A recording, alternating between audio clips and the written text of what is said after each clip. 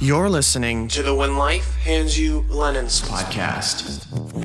But in an entry-level film production, it's one strike and you're out. You're fired. I'm not calling you back. If your goal today is to make a basket, we're going to make that basket. The minute you create something, as soon as it's made tangible, you have a copyright in it. How do I get our guys to sound that big, that full when they do the harmonies? And I'm your host, Lennon Seahawk. Let's get to the show. Hello and welcome to another episode of When Life Hands You Lemons. I'm really excited for this episode because it's been a long time coming. I have wanted to get Dia on my podcast for quite some time simply because I adore her energy, her charisma, her personality, her brand, just everything about Dia just is so obnoxious and it's so inspiring. And you'll get that energy from her. And just by peeping out her Instagram, her Twitter, all that stuff, you will see, and her personality will seep through. And I wanted to get Dia on the show for quite some time because we connected when we went to school at Full Sail. And at the last couple months, we had a couple classes where we had to showcase our final projects. And Dia was a month or two ahead of me. So that's how I got to know her. And then I saw her on campus a couple times as well. But she quickly moved out to Los Angeles after she graduated and started interning with Miss Judy Stakee, who was also a guest on the podcast about a year ago. So Dia and I talk about all kinds of different things in this episode. We talk about what makes a really good song, what it's like a day in the life of a songwriter. Like, what does she do? What's her routine to get inspired? How does she maintain inspiration? She tells the story behind her Rain in Malibu song, which I love. I think that's such a cool story. And as a journalist, I always stress the importance of having a good story. So that was so interesting for her to tell that story. And we also talk a little bit about having ADD is not an excuse, it's a reason to work harder. And I love that. And so Dia talks about all these different things. And also make sure that you sign up to my mailing list to get notified when new episodes like this are live. I would also really, really appreciate if you would leave a 5-star rating and a review on Apple Podcasts. It greatly helps the show get discovered by new listeners. And if you or somebody you know would be a good guest for the show, please fill out the Google form, which is in the show notes below, and I will reach out if you are a good fit for the show. And if you want to keep up with me and all my shenanigans, you can follow me on Instagram, which is also in the show notes below. Let's cut to the interview. I'm Dia Morgan. I am a pop singer, songwriter, and misbehavior. One of my favorite quotes that I said that I forgot that I said in college but was brought back to me recently is, I'm the type of person who makes sure that I do stupid things smartly. So that's who I am, and I'm all about confidence. I didn't know I was all about confidence. I just am who I am, and people are like, "Wow, I learned to be more confident because of you." So I guess that's me. Wow, that's who I am. Okay. That was really cocky. I'm sorry. No, that's good. I think it's good to know who you are and what you stand for. And so you're a singer-songwriter. That's me. That's you. I hope you couldn't hear my water bottle just now. I can hear it, but it's cool. It's cool. We're going to keep this all natural. Cool. Do a little bit of editing. But yeah, so why don't you tell us how you got into singing, songwriting, all that fun stuff. So most people come out of the womb crying. I came out singing. Okay. So that's where I started singing. And then when I was 9, we had a poetry unit in elementary school. Mm. And I thought it was really stupid having to write about staplers, and I would rather write about my 9-year-old crushes and put a melody to it, and started writing songs from there. And did that. That was where I started. Okay. And as you continued to grow and learn with that, where did that kind of evolve? What opportunities did you have in school that kind of solidified, I want to be a singer-songwriter? Or is that what you wanted to do when you were in middle school, high school? I hate when people ask me if that's what I wanted to do, because like I still look at myself and I'm like, is that what I want to do now? Right. And it's always just an evolving journey of creativity. I don't know. I always wanted to be the center of attention.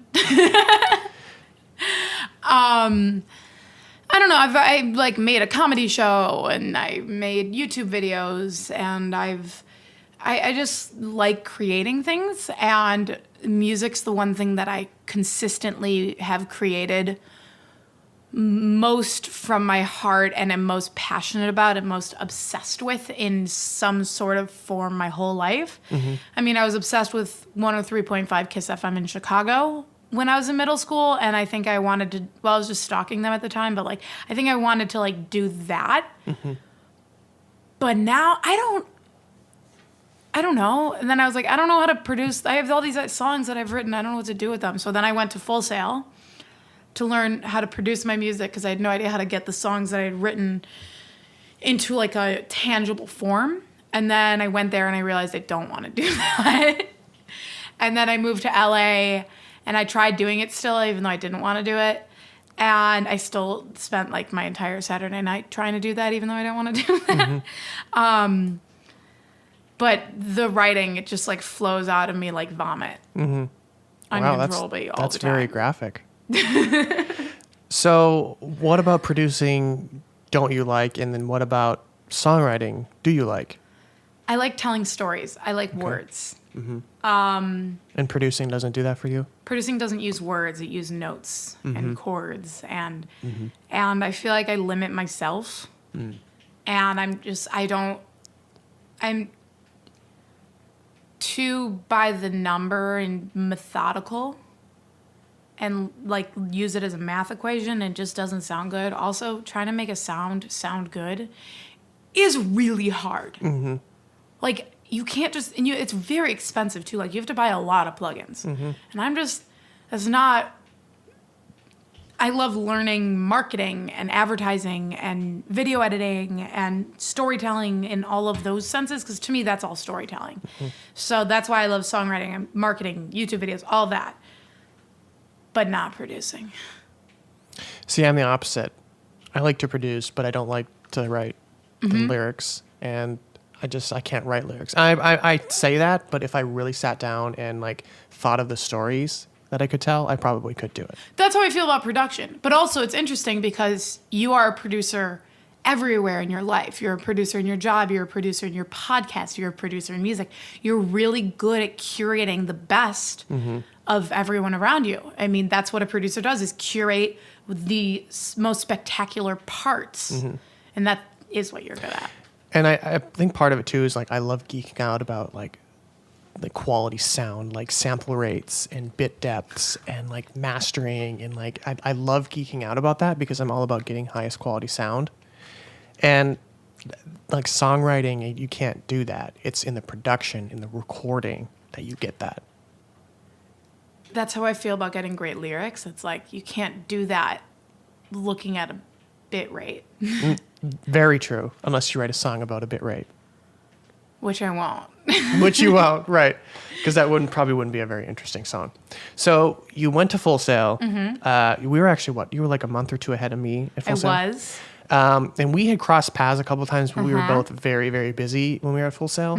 So we didn't have a lot of time to like get to know each other. I definitely like remember hanging out with you in front of the Arc at Full Sail. And I think they were like bringing catering into the live building. And like remember having a full conversation with you, and I don't know what it was about or what the event was, but I remember that happening. I don't remember what that was either. It happened. It did happen. I feel like it did. It might have. Maybe it was a dream. I remember when we were doing like final project and we had to like present, and you were presenting your song. Remember we had to like compose that big song and we had to have it in like lyrics or whatever it was. And then we had to present it to the class behind us. And that's how I remember you. And then then you did come into Adam's class and you judged a couple songs. Yes. Doing at the last week, I think it was. That was fun. That was fun. Love Adam. I did that when I worked at Full Sail. He had me come in 1 month and do that. And that's so fun. It was fun. It was great. I love students. So after Full Sail, you Moved to LA. You moved to LA. Did you move immediately? So it was a whole summer of extravaganza. I went to my summer camp and did some video work for them. And then my mom really wanted to go to Italy to celebrate the fact that 3 of her children have graduated college and have not gone to jail. So we went to Italy, and then I was already across the country, so I used points to go to Australia, New Zealand. Then I moved back home for like 5 minutes. This was all because I had to kill time because my internship wouldn't start until fall. And my brother was getting married, so instead of spending money on rent, I just like put all my stuff in my parents' basement, and I made some money from going to summer camp and working. And I like went to my brother's wedding, and then I drove to visit my friend in college, and then another friend in college. I just did like a lot of couch surfing and all of it was couch surfing. If I have one piece of advice to every human being out there, make friends with people in other cities and like genuinely make friends with them where they're like, oh my God, come visit me. And then like you get a free couch. It's great. Your back will not be happy. No, but your brain will. But your brain will. So did you know you wanted to move to LA or that was it? Like you're like, I want to move to LA. It was either LA or Nashville, but also Nashville's country, so it wasn't Nashville. And New York is not really thriving in the young people in music anymore. I mean, all the A&R reps are there, I feel like, but Major not labels. all. But a lot of them, the labels, a lot of them are there. But the writers are in LA. Everything entertainment, this is the hub. And so I was like, I want to go here. And then I met this guy named Phil Palin at Full Sail, where I won this thing called the 24-hour social media contest. And I like presented it to him, and me and my partners won, and we won a consultation with him. And then he's like, oh, you're a songwriter, you need to meet this woman named Judy Stakee. And I somehow coaxed her into giving me an internship for like 9 months ahead of time. So I was waiting for that internship to start and my brother's wedding to be over for me to move out here. But I knew from being born that this is my place. So you moved out, you worked for Judy Stakee, and while you were working with Judy Stakee, and I know Judy Stakee was a guest on the podcast, thanks to you, Yes. which was a great episode. She had lots of information. So from Judy, she's worked with artists like Sheryl Crow, Gavin DeGraw, and developed some of these big, huge pop country stars that you hear today. What are some things that you learned from her to further your songwriting? Because even from when you were in Full Sail versus now, like I've noticed a huge improvement. Huge. I would say the 2 biggest things, 3. 1 was co-writing. She encouraged us to co-write, and she does these songwriting retreats. So once you do the retreat, you're part of the retreat network. And you get to meet all of these other people to write with and expand who you are. Like when you write with other people, they push you out of your typical patterns and give you new tools and different melody ideas that you wouldn't have gone for before, and lyrical ideas and ways to present your lyric. That's something that you get with co-writing. So her network to co-write to get more tools. That was number 1. Number 2 is always listen for titles and lyrics, because in conversation, there are more great ideas than you would ever expect. So I'm constantly jumping to my phone when I hear a great idea in a conversation and then taking it to a writing session 2 or 3 days later or the next day, or depending on what my schedule is. Sometimes I'm finishing something up. Sometimes I'm not. Sometimes I'm working. So, yeah. That was a huge piece of advice, because whenever you hear something that just makes you go, I like what you said there, I always write it down. Even if it's not for a song, it just lands in my ideas that I thought were thought-provoking. And the 3rd piece of advice that she gave me that I think is spectacular is making sure that lyrics make sense from an outside perspective. So any idiot can understand it. They couldn't have written it maybe, but they can understand it. They can walk into the story and really get the picture painted so they can really feel the emotion without actually knowing you to hear the story. So at Full Sail, I was writing songs that to me were very amazing and they made total sense. And then I would play them for people and they'd be like, but why? And I'd be like, you don't get it? Like, it makes so much sense. It's like this, and this, and this. And now I'm like, in my lyrics, I'm like, this, and this. And then people are like, this is a great lyric. I know exactly what the story is. And you just skip the explaining part and put it straight into the song. Can you explain a little bit more on why that makes such a great song on top of, you're explaining the song, but what other things make a song a great song?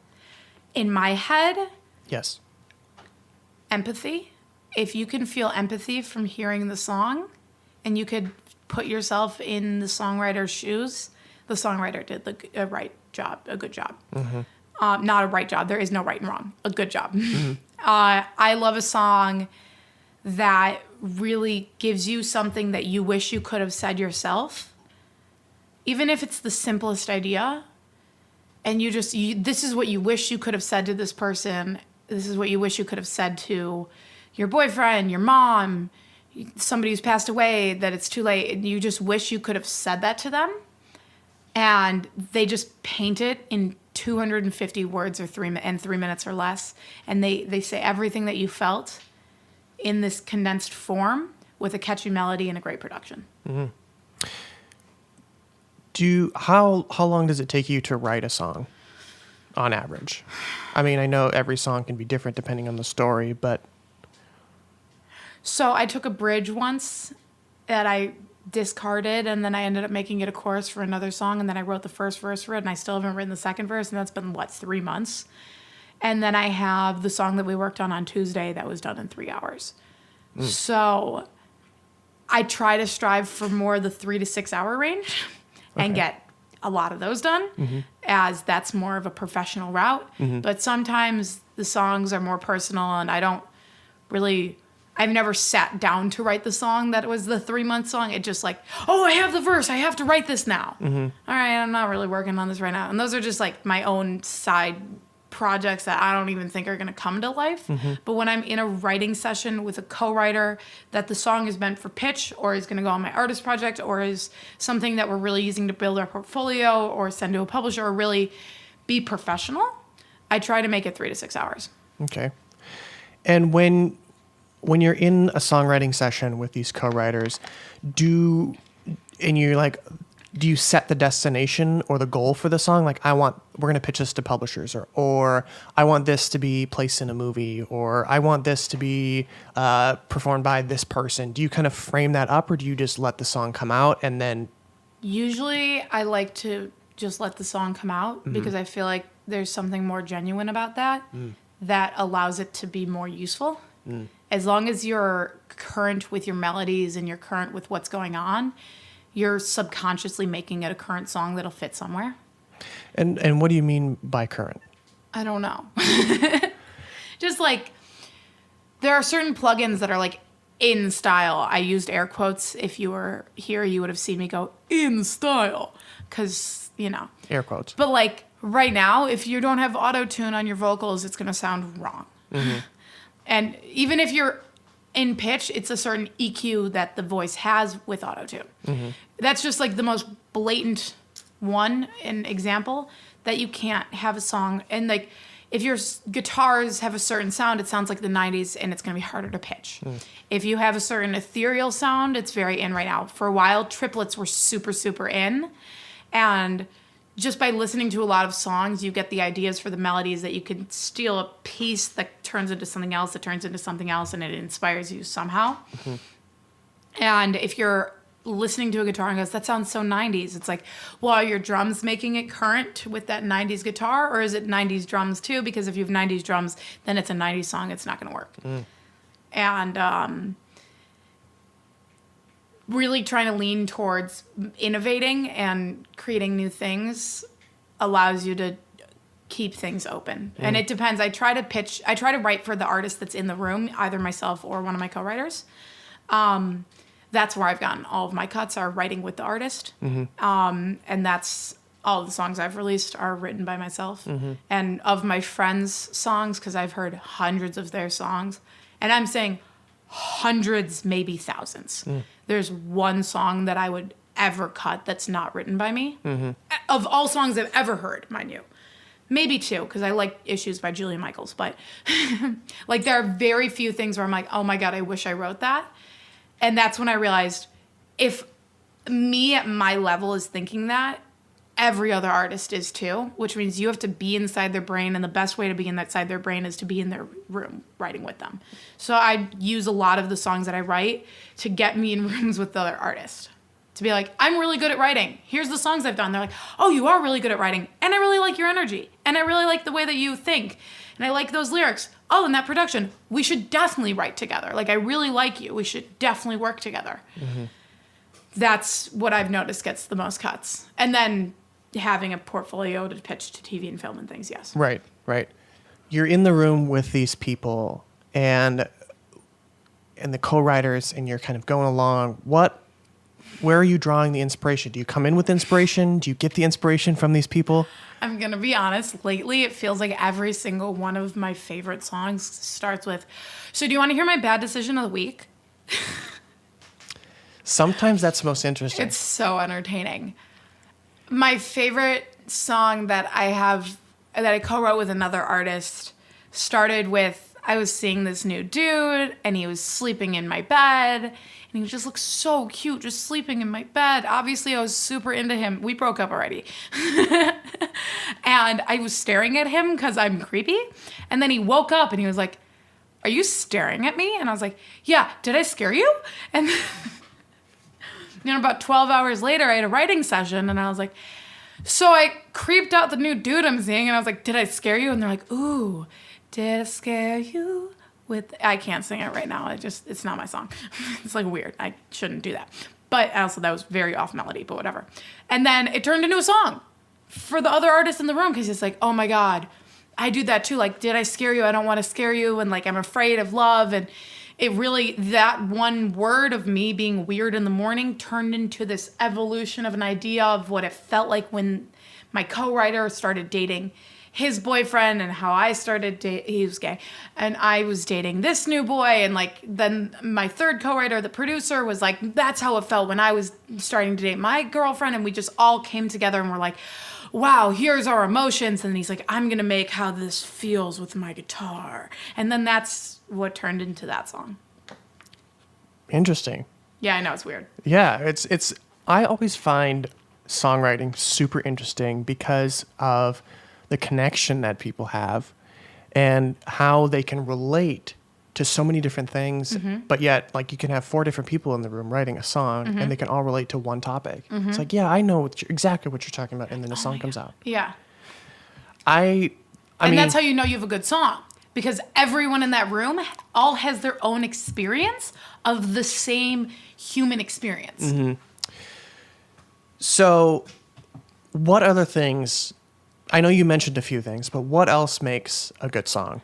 Ooh, there's so many good things. I love like one lyric that gives you the definition of the human condition at a certain moment in time. That's what I love a good chorus as. Like for me, my favorite songs are formatted. And mind you, this is my style. It's not everyone's style. This is my hint to like how I do things, and everyone's different and every song is different. But mine, I like them to be very specific in the verses to really paint a picture. This is a very country way to do it, even though I'm very pop, and very much paint the picture of exactly what's going on, giving detail of, I saw him at O'Hare, or think of me, so what, I'm dancing on tables. And then you come to the chorus and it's a general idea that sums up what's happening in the verses. I love a good conversational lyric. So knowing who you're telling the story to, like when I'm singing my song, Think of Me, I'm having a conversation with my ex-boyfriend, and I never say, fuck you for breaking my heart. I'm gonna make sure that you feel as much pain as I did. I never say that. But I'd rather have a conversation with my ex, and I paint the picture that I ran into him at a club or something by starting the song saying, so what, I'm dancing on tables. What's it matter to you? And you all of a sudden get a picture of this angry girl at a bar seeing her ex-boyfriend making a bad decision of dancing on tables. And you set up this whole scene without saying, I'm at a bar, yeah. So very conversational from one person to the next. That reminds me of something. I like your song, Rain in Malibu. I have that song. I did it. Yeah. I did that. That was me. Yeah, I love that song. And for me, I preach this as a journalist, and I've told you this, the importance of writing a song and then pitching it to journalists or any type of TV or anything, any media really, is having a story with it. And I think the story behind that song is Crazy. so cool. Can you share that with everybody? Yes. For those who have not heard it? So I do a lot of freelance work and on the side to pay for advertising and music and things. And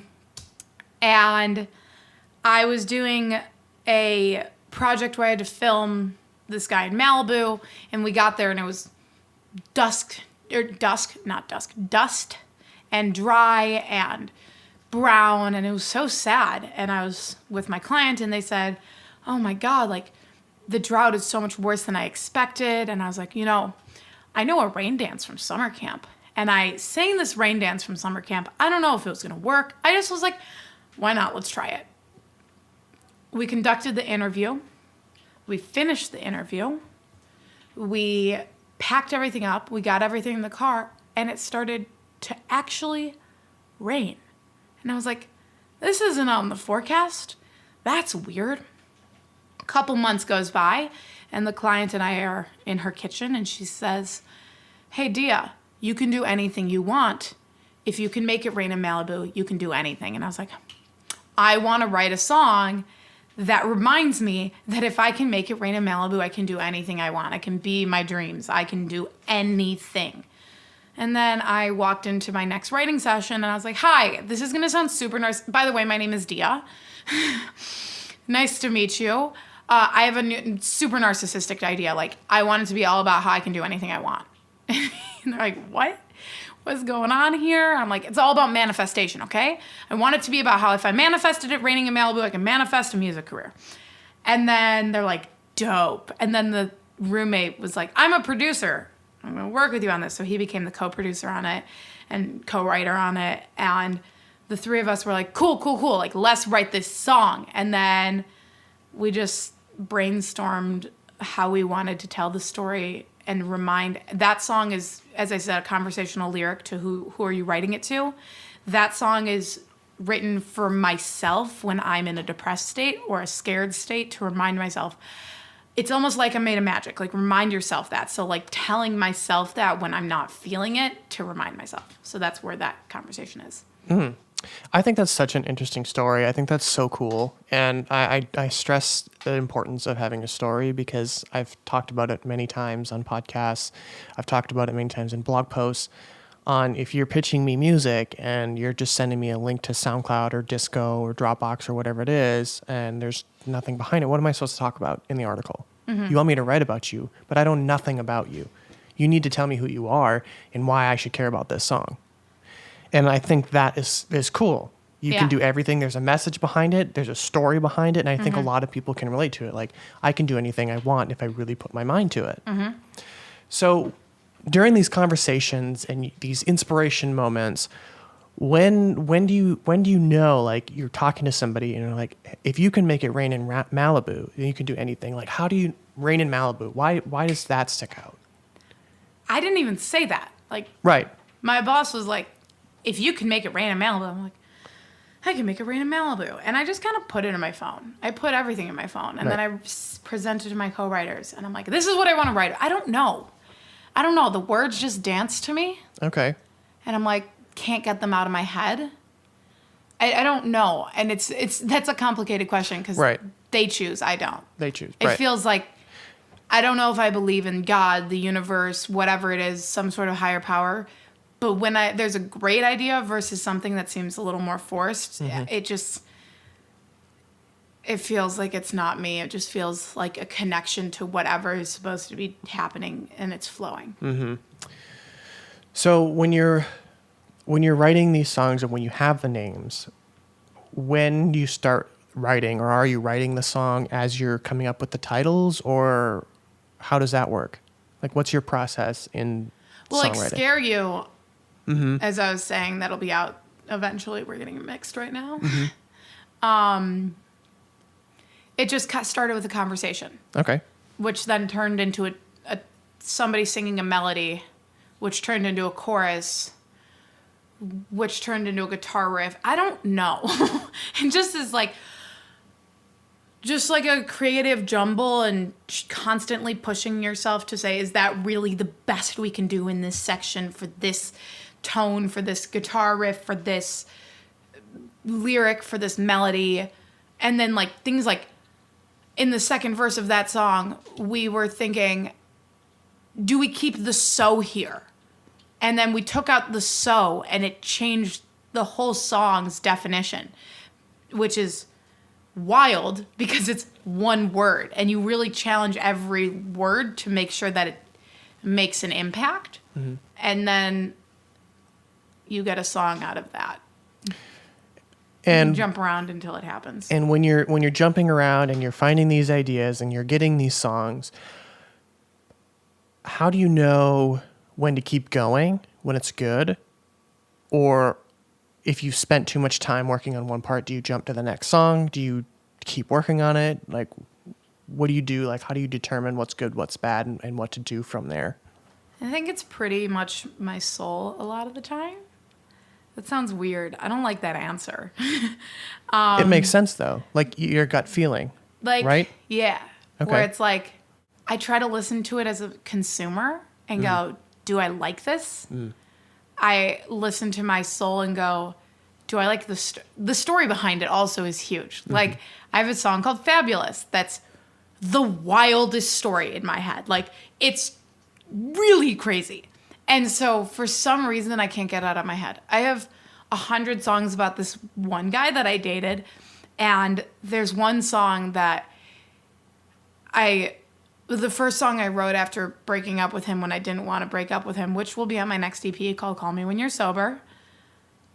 I wrote it, and I had vocal surgery, and it was like a month of recovery, and then it was like 2 days before they officially cleared me to sing again, and I like wrote the chorus and then like had to take 3 hours of a break because I couldn't sing. And then I came back and I had to write the verse, and then it was like I had this weird dream the night before. There was like this nightmare, and it was about him. That was the original first verse, and then it didn't work, but I loved the chorus, and I went back and rewrote the verse, and I don't know, it just felt so special because it was the first song that I wrote after surgery, and it felt so like, I felt it needed to be said, and I felt like I want that song. It's so weird. I don't want to say this. It sounds so bad. It's like, I want to send it to him so he knows how I'm feeling. Like, it's heartbreaking, and it's, oh my God, I'm so embarrassed right now. I feel so vulnerable. Like, it's just like heartbreaking, and I feel like it really paints the picture of like, dude, you're amazing, but you kind of screwed me over, and you need to get help, and I want you to get help, and I want you to get sober, and I want you to live your best life while also understanding that you broke my heart before I broke up with you. So, and I felt like that song just painted that picture so well that, to me, that's why I have to release it. It just feels like it's got to get out there. Mm-hmm. It's interesting that you think of it like, would a consumer, like you kind of turn into consumer brain, do I like this? Yeah. Like, do I really want to release it? Do you ever, like, you don't ever force songs to be like, you're like, I really like the story behind this, but you just can't get anywhere with it. Does that ever happen? Where you're like, I love the story behind this, but you just, like, nothing is coming from it? That happens sometimes with the songs that I'm just, like, writing on my own, where, like, really like the idea. I have one thing, the song that I told you that I've been working on for 3 months. And I just kind of, like, it's not with a co-writer. There's no deadline. I might finish it. I might not. Some Sunday nights I'll just play it because I like the chord progression, and, you know, maybe I won't. But it's not like one of those co-writes where it's like, I like to have this done in 3 to 6 hours and get it done and move forward. So it's less pressure. Yeah, I have those, but I'm pretty sure I'm not going to want to ever release it because it's not something that I'm, like, dying to get out of my body. Like, the songs that I release usually are, like, such quick songs to write because they need to be out and told. I'm like, guys, I have a bad decision I made and I need to talk about it. It's therapy. That's a good way to put it. Transitioning a little bit. So I know you mentioned that you've won some awards recently have. for your songwriting. Yes. First of all, congratulations. Thank you. Can you tell us what those awards are and why you won them? And I have no idea if they mean anything. me neither. I Tell got us some about it. headphones that I got out of it. I don't know. I have a friend who won a bunch of songwriting competitions, and that ended up getting him enough notoriety to get him in the room with Sabrina Carpenter, which got him in the room with Jojo Siwa, which got him 800 million streams, which got him the coolest studio in Los Angeles. And I was like, wow, I look up to you like my songwriting older brother. So I'm going to enter a bunch of songwriting competitions. And then when I won the USA Songwriting Competition in R&B and was a semifinalist in pop, or not a semifinalist, a finalist in pop, I was like, all right, I'm following in his footsteps. Yay! You're going to be 800 million streams richer. 800 million streams, come to me. So I got some headphones, which was super cool. Not 800 million streams. Not 800 million streams yet. Yet. There's always the yet. Yet. You're getting there, though. Working on it. Working on it. So One fan at a time. one fan at a time, multiple streams at a time. Multiple streams at a time. Yes. So Or 10 fans at a time if you want to send it to 10 of your friends. So I love your whole brand. Like, you have a very specific brand when you think of Dia. Can you talk about your brand and as an artist and how some of the tactics you use to market, and what are you doing to continually release music and keep you going? I'm a really wild human. just as a human. I'm like, the thing that I'm thinking about right now is going to like the deli growing up with my parents. I'm like 4 years old, and the adults would be like, what's your name? I'm like, I'm Dia. How are you? I like to sing. And they're like, okay, So extra. you are an extra 4-year-old. And I'm like, yeah, I know. So how was your day today? And I'm just like loud and obnoxious and would sing everywhere and just like have fun with my life. And then I think a lot of times people lose that side of them. And I think part of me was like tame, but the more I think about it, like I was never tame. Mm-hmm. And then lately I've really just been trying to lean into the fact that I am a colorful human being. So I'm like, if I'm a colorful human being, why am I not wearing colorful outfits? Why do I like black? Right. So I was like, I really like black, so I'm not going to like change everything about me. So I just bought a yellow jacket to put over my black on black outfit. I always think of pink with you. Yeah, I have a pink piano. Yeah, you have. And I saw it today, and it was beautiful. Thank you. Incredible. I painted it myself, free from Craigslist. Really? Yes. And how did you move it? That had to have been a bitch. I paid to move it. That I did. Yeah. I paid So $100 to move it. Yeah, I was say technically it wasn't free. No, it was $100. $100. That's I would pay somebody to move a piano too. 100%. Yeah, I'm not moving that. I'm not moving it. Yeah, it looks beautiful. Thank you. I was Got there. it tuned also, so that was $100.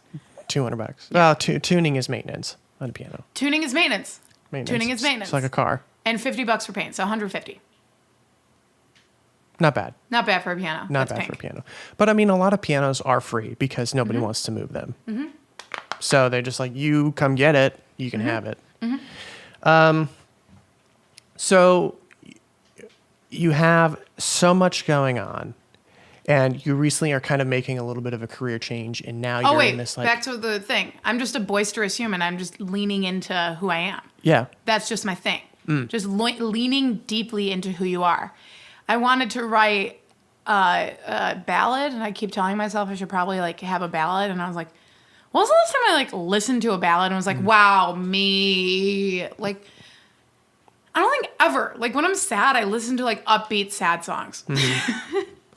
So like I'm gonna write upbeat sad songs. I'm gonna be an upbeat person. If that's who I am, that's what I'm gonna write. That's what I'm gonna sing. That's what I'm gonna be. What I'm gonna wear. Just it is who I am at a core level. And I suggest really asking yourself like, who are you at a core level? What do you stand for? What do you believe in? What do you care about? And then just saying, what does that look like for my Instagram? What does that look like for telling people about the songs, etc.? That's how I market myself. Being and me. how do you portray that on social media and marketing? Like that's I think one of the hardest things to do is maintain your vision and your image online. I don't I don't know. It's person to person. So like Right. for me, I love telling stories and making bad decisions. So when I make a bad decision, I go on my Instagram and I go, here's my bad decision right now. And then people kind of think it's funny. I think they think I'm kidding. For example, one of my favorite things is I was like, I just saw a cute boy go into Banana Republic, so I'm going into Banana Republic. It was like, this is just like a thought that I had when I saw a cute boy. I was like, I should go into Banana Republic. And I was like, that's like a wild thought. You're so creepy.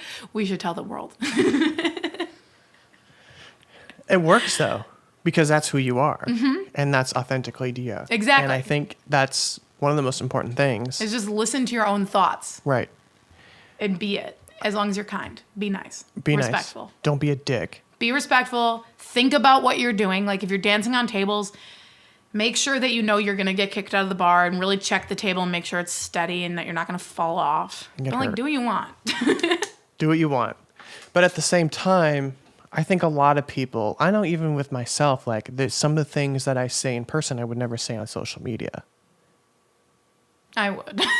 You would, but I wouldn't. There's just certain things, and like I have a very different sense of humor, and you know I get it with a lot of like my close friends get it, but they're not necessarily inside jokes either. It's just my sense of humor is sometimes can be dark, sometimes it can be like. Oh, I love dead baby jokes. I love dead baby jokes I wouldn't too. tell those on my Instagram. Right. And I have a lot of like dad jokes. Just Love dad jokes. Things like that, and some people just like they don't get it. I have a lot of puns.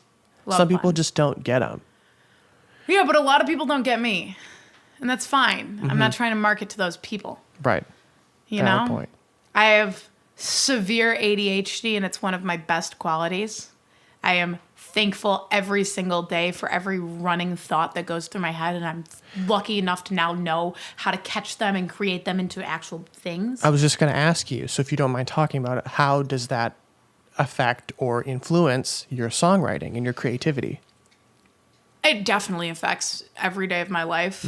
like I lost my keys on Venice Beach, and it was the most embarrassing thing. And then I found them. I knew where they were, but like I lost. That's so irresponsible. But at the same time, because of that, I've fallen into a lot of really cool creative ideas that I didn't know were possible. And there's so many zooming thoughts in my head that it allows me to pull an idea, take it, morph it, turn it into something else, make it a marketing idea for somebody else. Watch something, absorb it, take it and go, I like this, but I didn't like this, and I like this. And if I fix it this way, 15 seconds later, I'm done. And you're like, have a new creation. It's really cool as long as you can keep up with yourself, which can be very overwhelming.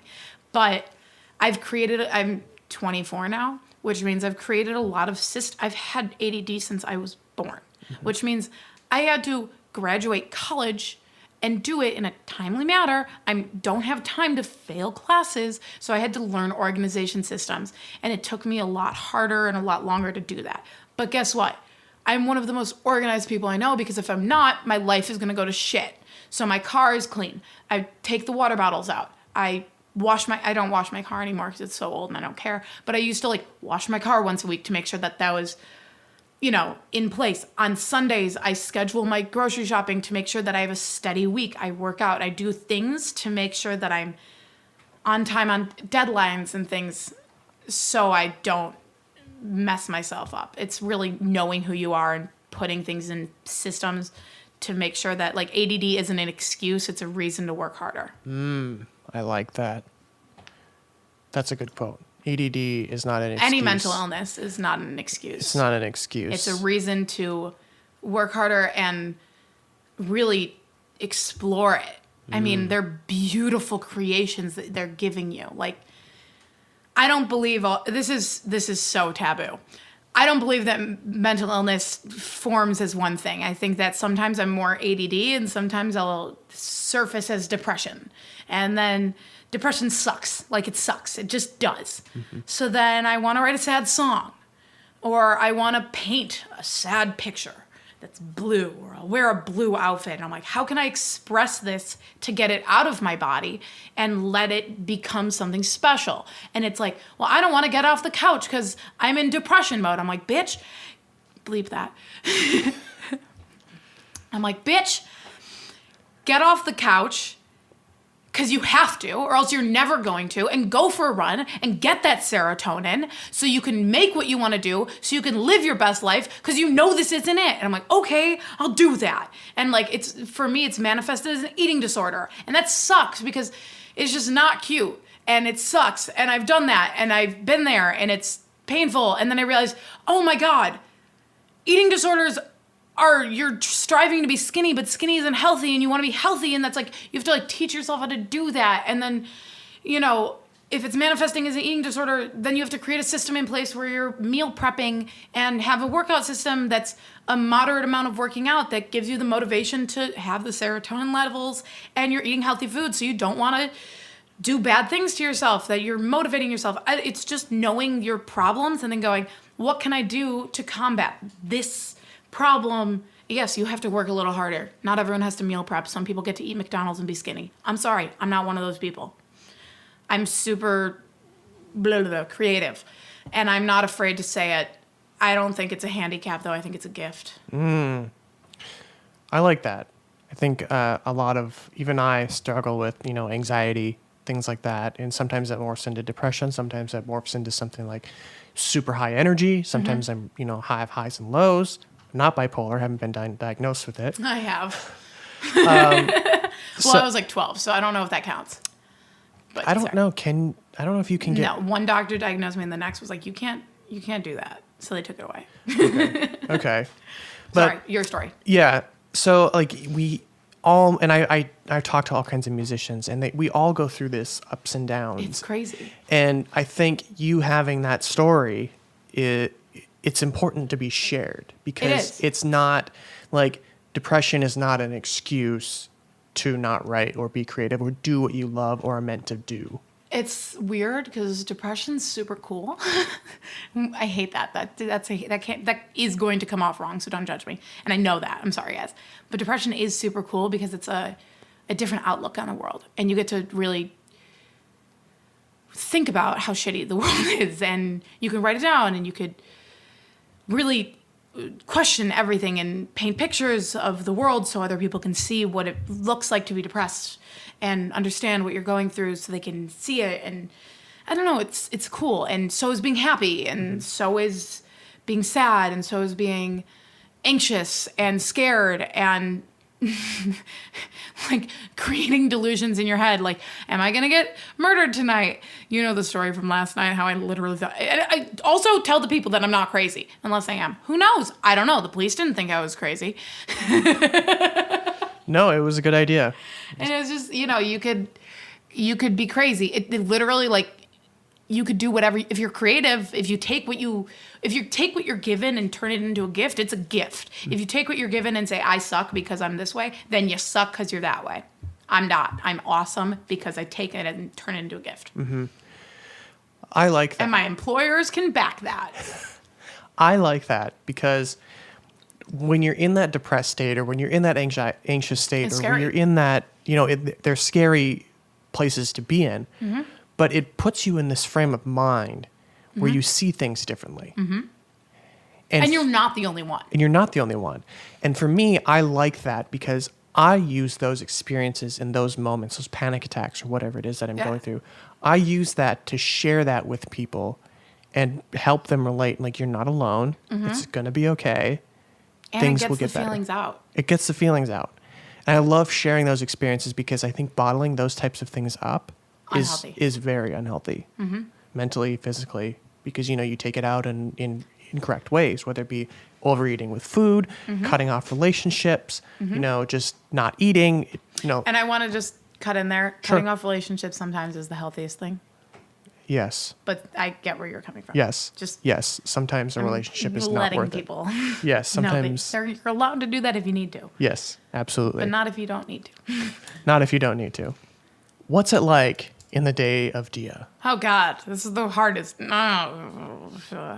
So when you wake up and you're writing a song, or you're going to write a song, what's kind of like your daily routine? Like, how do you continue to stay inspired? Do you know what my favorite thing is?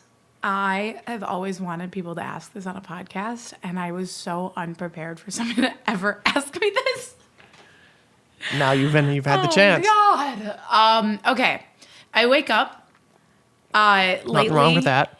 It's around 8, which is probably too late. I should probably wake up earlier. I wake up about 8. I make sure that my apartment's clean, drink some coffee, maybe eat some breakfast. Vocal warm-ups, shower. I really should go for a run. Every day I go, okay, you're going to go for a run now. I haven't been lately, but I tell myself I have, so I lie to myself. Theoretically, I go for a run, check emails, see if any clients need anything, and get all my work done. Usually I have a session that starts at noon or 11. I try to have sessions start at 11 or noon. Also, in that time, sometimes I set up coffee meetings because coffee is a great way to get to know people and get them to be on your side. You don't know what a coffee meeting today can turn into in a year. Or tomorrow. I try to set up a meeting with this person that I think is inspiring to me, or this person that I believe is going to go into great places, or this person that believes in me and wants to learn from me and I want to give back to, or somebody that I think is cool in some way. Anybody that seems like I can have a good hour with them. And I spend an hour at my favorite coffee place getting my favorite coffee, not alone. And it's definitely my most expensive bad habit. And except for it's not, because it's a great habit. By 11 or noon, I like to be in a writing session. And how long do those last? Usually I'm out by 6 or 7. And is that when you're most creative, is like noon to 6 o'clock? Yeah, I'd say so. Except for when it's not. And then like other days I have evening writing sessions that are 6 to midnight. And then if I have a day writing session, then I usually have, I have so many friends that are in music, and who the hell is going to support you if you don't support anyone? So I go to so many shows and I meet so many great people at these shows, and I meet people that inspire me there, and I meet a hairdresser who inspires me with her hair, and I try to do things. Like, you have to live your life. So if a friend texts me and says, I got tickets to this and I want to go to it, and it's not music, I'm like, yeah, let's go. Or a friend is doing a social event, I try to go to those so I could be inspired from something that happens that night. And I just try to pack my schedule with things that are not my apartment, unless I'm working in my apartment on doing the vocal editing, practicing, video editing, doing client work. That's the only thing that happens in my apartment. I don't want to turn on Netflix unless I am so tired that I cannot move. It's like the more I go to the farmer's market every week and try to talk to people there. That's what I try to fill my schedule with. And just going to the farmer's market, tell us who the people you've seen there. It's so fun. Yeah, I see the craziest like songwriters that you wouldn't know are the coolest people, like Ross Golan, who has the And the Writer Is podcast and wrote Dangerous Woman by Ariana Grande, and his assistant, who I know from whatever now, and David Hodges, who is the keyboard player and co-writer of Evanescence. And it's just like a random, wild, like, conglomerate of human beings that you never know who you're going to run into and talk to. And even if you don't know who they are, they might just spark a piece of genius into you by having a conversation about your breakfast burrito. And farmers markets are always cool. They're so fun. Fun to go to with different people and good food. You have to come next time. I will. I go almost every Sunday. Okay. If you guys want to find me.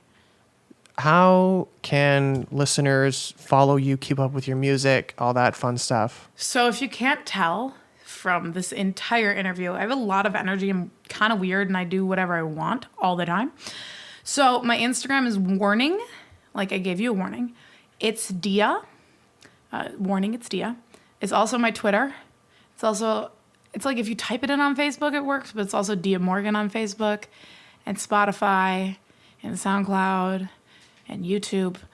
Basically, if you type in one or the other on every platform, it's those. Unfortunately, I made a TikTok as Warning, it's Dia.